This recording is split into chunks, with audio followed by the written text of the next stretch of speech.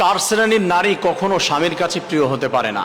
প্রত্যেকটি নারীদের আশা যে আমি আমার স্বামীর কাছে রাজরানী হয়ে থাকব, আমার স্বামীর কলিজার ভিতরে থাকব, তার হৃদ মাঝারের ঘরের মধ্যে আমি বসবাস করব, তার কাছে অনেক ভালোবাসার পাত্র হব আমি।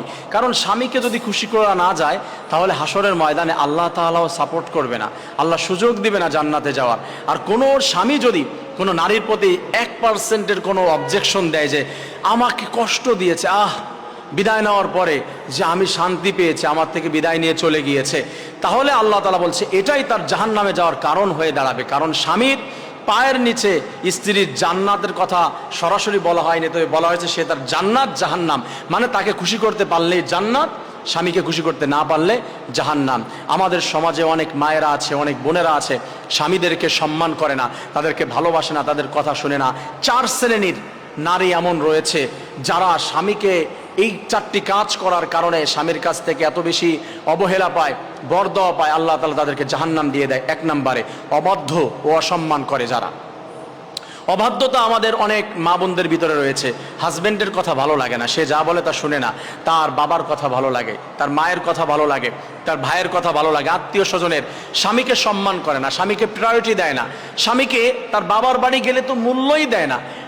বান্ধবীদের সাথে বলে আরে জানিস তোর ভাইয়াকে তো আমি শুধু উঠাই আর বসাই, আঙ্গুলের ইশারায় বলি উঠো উঠে যায়, বসো বসে যায়, আমি যা বলি তাই শুনে, ও আমার সামনে দাঁড়িয়ে কথা বলতে পারে নাকি?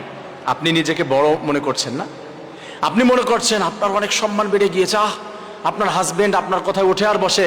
নাউযুবিল্লাহি মিন যালিক। হাজবেন্ডের উপরে যাওয়া এটা সম্মানের ব্যাপার না, এটা মালেকা হামিরার পরিচয় দেওয়া, খান্নাসের পরিচয় দেওয়া, জাহান্নামী নারীর পরিচয় দেওয়া। স্বামীর থেকে উপরে যাওয়া এটা সম্মানের বিষয় হতে পারে না। স্বামীকে প্রায়োরিটি দিতে হবে, অসম্মান করলে জাহান্নামে চলে যাবেন। প্রিয় মা ও বোনেরা ভালো মতো শুনবেন। 2 নাম্বার, যেই নারী জাহান্নামে চলে যাবে, স্বামী কখনো প্রিয় হতে পারে না স্বামীকে যদি অসম্মান করে। আর 2 নাম্বার হচ্ছে অকৃতজ্ঞতা প্রকাশ করা। যদি স্বামী যেটা দিয়েছে সেটা তার ভালো লাগে না, প্রশংসা করে না, স্বামীর প্রশংসা করতেই জানে না। স্বামী একটা শাড়ি কিনে দিয়েছে, হাজবেন্ডের শাড়ি, হাজবেন্ডের বাজার, সে কিছু বোঝে না, তার কাছে শিশু বাচ্চার থেকেও তার কোনো কিছু পছন্দ হয় না। স্বামী যদি কোনো কিছু পছন্দ করে এটা তার অপছন্দ, পাশের বাসার ভাই যেটা পছন্দ করে সেটাই তার পছন্দ, তার দুলা ভাইয়ের পছন্দ খুব ভালো, তার ভাইয়ের পছন্দ, বাবার পছন্দ খুব ভালো, অর্থাৎ কিন্তু স্বামীর পছন্দ তার কাছে একটু ভালো লাগে না। এরকম অনেক মেয়েরা রয়েছে। মনে রাখবেন, স্বামীর কখনো কলিজার ভিতরে যেতে পারবেন না, স্বামীর ভালোবাসার পাত্র হতে পারবেন না। স্বামী যা কিনে দিয়েছে তাই বলবে যে অনেক ভালো হয়েছে, তুমি কত দিয়ে কিনেছো? এত দিয়ে কিনেছি, আলহামদুলিল্লাহ খুব ভালো হয়েছে। ভালোবাসা দিয়ে যা কিনেছে তাতেই খুশি হয়ে যাবে, অল্প তুষ্ট হবেন। কিন্তু আপনার কি ভালো লাগে না, কৃতজ্ঞতা স্বীকারই করতে পারেন না, কিছু দিল না আমাকে জীবনে কোনোদিন, কি দিয়েছো তুমি আমাকে? এই যে খোঁটা দেওয়া, স্বামীর কলিজায় যেতে পারবেন না, পায়ের কাছে থাকবেন, সম্মান পাবেন না কখনো স্বামীর কাছে। 3 নাম্বার, অতিরিক্ত সন্দেহ। অতিরিক্ত সন্দেহ আমাদের মেয়েদের ভিতরে, মাদের ভিতরে, বোনদের ভিতরে অনেক বেশি। কথায় কথায় সন্দেহ করে। কার সঙ্গে কথা বললা? মেয়ে কণ্ঠ পেয়েছে, ফোনে কথা বলে রেখেছে, আচ্ছা ঠিক আছে রাখো, তাহলে আমি তোমাকে পরে কথা বলবো, বাসায় আসছি। কেন ফোন রাখছো? কেন ফোন রাখো, কাটবা না। কার সঙ্গে কথা বলতেছিলা তুমি তুমি করে? আরে আমার ছোট বোনের সাথে কথা বলছিলাম। ও আচ্ছা সরি, দেখি নাম্বারটা দেখি। এই যে সন্দেহ, কথায় কথায় সন্দেহ। কোথায় গিয়েছিলা? যাচ্ছি বন্ধুদের সাথে, ভার্সিটিতে কাজ আছে বা অফিসে কাজ আছে, ভিডিও কল দাও তো দেখি কোথায় আছো তুমি, কার কার সঙ্গে আছো। হাজার হাজার মেয়েরা আছে, দিনের ভিতরে 1 ঘন্টার ভিতরে হাজবেন্ডকে 5 বার ভিডিও কলে তাকে দেখাতে হয়। দেখাও ভিডিও কলে কোথায় আছো, দেখাও কোন জায়গায় আছো, কি করছো। কিরে কিরে ভাই, সে কি জেলখানায় বদ্ধ হয়েছে? সে কি তোমাকে নিয়ে আসছে তার শান্তির জন্য এনেছে? সে কি তোমাকে নিয়ে খাল কেটে কুমির এনেছে নাকি? শান্তির আশায় সে কি মালেকা হামিরা নিয়ে আসলো ঘরের মধ্যে, অশান্তি টেনে নিয়ে আসলো নাকি ঘরের ভিতরে? কেন কেন এত সন্দেহ? তুমি তোমারটা পাচ্ছ কিনা এটা দেখো।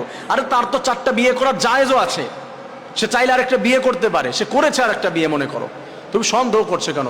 তোমার যদি কমতি আসে বোন, তুমি তাকে ধরো, হ্যাঁ তুমি তাকে ধরতে পারো, বলতে পারো, কিন্তু কেন এটা? মা বোনেরা এখান থেকে সরে আসেন, সন্দেহ থেকে সরে আসেন। আরেকটা জিনিস মনে রাখবেন, আল্লাহ তাআলা বলছে সন্দেহ করা কিন্তু মুমিনের কাজ নয়, বেশি বেশি মানুষকে সন্দেহ করা আল্লাহ নিষেধ করে দিয়েছেন। ইয়া আইয়ুহাল্লাযীনা আমানু ইজতানিবু কাসীরাম মিনায-যন্নি ইন্না বা'দায-যন্নি ইসমু ওয়া লা তাজাসসু। হে ঈমানদারেরা, তোমরা বেশি বেশি সন্দেহ থেকে ফিরে থাকো, আমি কোরআন থেকে বলছি, বেশি বেশি সন্দেহ থেকে তোমরা ফিরে থাকো, সন্দেহ করবে না কথায় কথায়, আর তোমরা গোয়েন্দাগিরি করবে না। হাজবেন্ডের ফোনের কোন জায়গায় কি আছে 14 গোষ্ঠী ঘেটে ঘুটে শেষ করে দিবে না, এটা আল্লাহ তাআলা নিষেধ করে দিয়েছে। গোয়েন্দাগিরি করো না, তার পিছনে খোঁজার চেষ্টা করো না কি করছে, তোমার সাথে কোনটা করছে, তোমার কোনো কমতি আছে কিনা এটা জানার চেষ্টা করো। গোয়েন্দাগিরি বাদ দিয়ে সন্দেহ থেকে ফিরে আসো। যদি তুমি এইগুলো করো, ইমানদারের খাতার থেকে নাম কেটে যাবে, জাহান্নামী হয়ে যাবে তুমি। নাউযুবিল্লাহি মিন যালিক। আর স্বামীর কাছ থেকে অন্তর থেকে সরতে সরতে একবার সরে যাবে। একবার কলিজা থেকে বের হয়ে গেলে আর ঢুকতে পারবে না। পুরুষ মানুষ একটু শক্ত মহিলাদের থেকে, কিন্তু কলিজায় স্থান দেয়, একবার বের করে দিলে আর সেখানে স্থান দিতে চায় না। অতএব কলিজা থেকে সরে যেন না। পুরুষের কাছে প্রিয় আছেন, প্রিয়ই থাকেন, এই কাজগুলি করলে অন্তর থেকে সরে যাবেন। 4 নম্বরে যে বিষয়টি, নিজের প্রতি উদাসীনতা, নিজের কোনো খেয়াল খবর নাই। বেড়াতে যদি যায়, কত প্রকারের ড্রেস আপ আছে, চোখে যে এক চোখের ভিতরে মাখবে 10 প্রকারের, এক বুড়ুর ভিতরে মাখবে কয়েক প্রকারের, ঠোঁটের ভিতরে আরো কয়েক প্রকারের, সে নিজেও জানে না কি কি মাখতেছে। ড্রেস আপের কোনো অভাব নাই, কোনটা পড়বে, কোনটা রেখে কোনটা পড়বে, এটা পরে একবার ছবি তোলে, ওটা পরে একবার সেলফি তোলে, এটা পরে একবার একজনকে দেখায়, আবার অমককে দেখায়, তমককে হাজবেন্ডকে বলে দেখো আমাকে কেমন লাগছে, কেন কোথায় যাবা, জানো না ওই যে অমক আপার বিয়ে আজকে, ওই বিয়েতে যাবো। অথচ হাজবেন্ডের সামনে কখনো সাজে না, উদাসীন অবস্থায় ঘুরে বেড়ায়, সংসারের প্রতি কোনো খেয়াল নাই, স্বামীর প্রতি কোনো কেয়ার নাই, সন্তানদের প্রতি কোনো কেয়ার নাই। এই সমস্ত যদি করেন, পরিবারের প্রতি কোনো খেয়াল নাই, সারাদিন আছেন ফোন নিয়ে, সারাদিন আছেন টিকটক নিয়ে, ফেসবুক নিয়ে, মোবাইল নিয়ে পড়ে থাকে, সন্দেহ নিয়ে পড়া, এই ঝগড়াঝাটি নিয়ে পড়ে আছেন। মা বোন মনে রাখবেন, এটাতে শান্তি হবে না। আপনার হাজবেন্ডের কলিজার থেকে সরে যাবেন, আপনি পছন্দনীয় হতে পারবেন না, অপ্রিয় হয়ে যাবেন, কখনোই কলিজায় স্থান পাবেন না। এখান থেকে দূরে সরে আসতে হবে আমাদের মা বোনদেরকে।